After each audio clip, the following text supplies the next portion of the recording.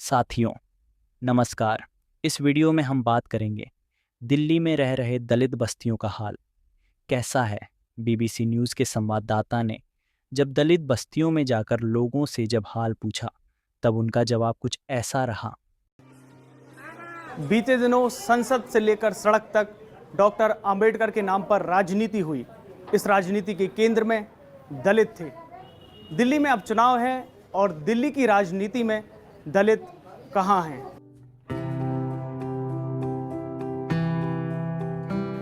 दलित नेता है ही नहीं यहाँ पे। यहाँ दलित नेता जो छोटे हैं, तो इस बात को कैसे पहुँचा जाए? जब हमारा कोई नेता नहीं निकलेगा, नहीं होगा, तो ये बात कहाँ पहुँच पाएगी? हमको दबा दिया जाता है वहीं पे। तो दलित की कोई ज़िंदगी नहीं है साहब, बस ये तो जी रहा है। साफ सी बात बोलती हूँ, कोई नहीं जाता।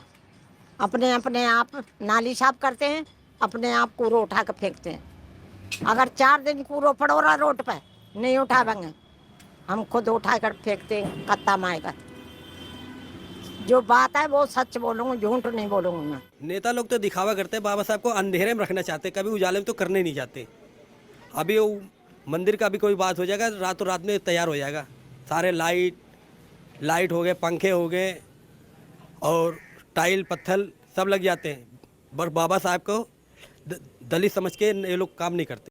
अब यही जो है कि अब देख रहे हैं आप, टूटी फूटी जो गलियां हैं ये आपके सामने हैं। इसी में चाहे हम अभी कॉलोनी वाले हैं तो कहते हैं कीड़े मकोड़े, कोई विधायक संसद आता है तो कहता है ये कीड़े मकोड़े हैं। तुम तो कीड़े मकोड़े की नरक में जी रहे हैं, अपने बच्चे पाल रहे हैं।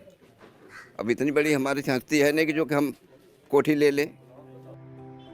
दिल्ली की सैकड़ों झुग्गी बस्तियों और कच्ची कॉलोनियों में दलितों की एक बड़ी आबादी रहती है। इन लोगों की समस्याएं लगभग एक जैसी हैं। 2011 की जनगणना के मुताबिक दिल्ली की कुल आबादी में लगभग 17% दलित हैं। लेकिन दिल्ली की राजनीति में जब बड़े दलित चेहरों की बात आती है तो कम ही नजर आते हैं। इसकी वजह क्या है?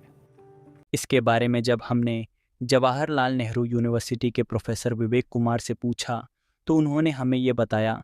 जो 17% है वह आप देखेंगे कि ये पूरे के पूरे दिल्ली में बिखरे हुए हैं।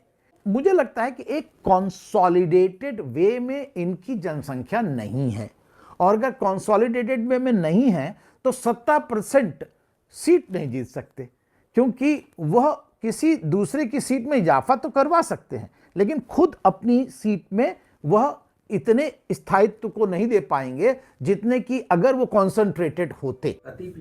राजेंद्र पाल गौतम आम आदमी पार्टी की सरकार में लंबे समय तक मंत्री रहे, लेकिन 2022 में बौद्ध धर्म की प्रतिज्ञाएं दोहराने से उठे विवाद के बाद उन्हें इस्तीफा देना पड़ा था। राष्ट्रीय संयोजक अरविंद केजरीवाल बनिया जाति से आते हैं, राष्ट्रीय महासचिव पंकज गुप्ता बनिया जाति से आते हैं, राष्ट्रीय कोषाध्यक्ष एनडी गुप्ता बनिया जाति से आते हैं, राष्ट्रीय संगठन महासचिव संदीप पाठक ब्राह्मण जाति से आते हैं।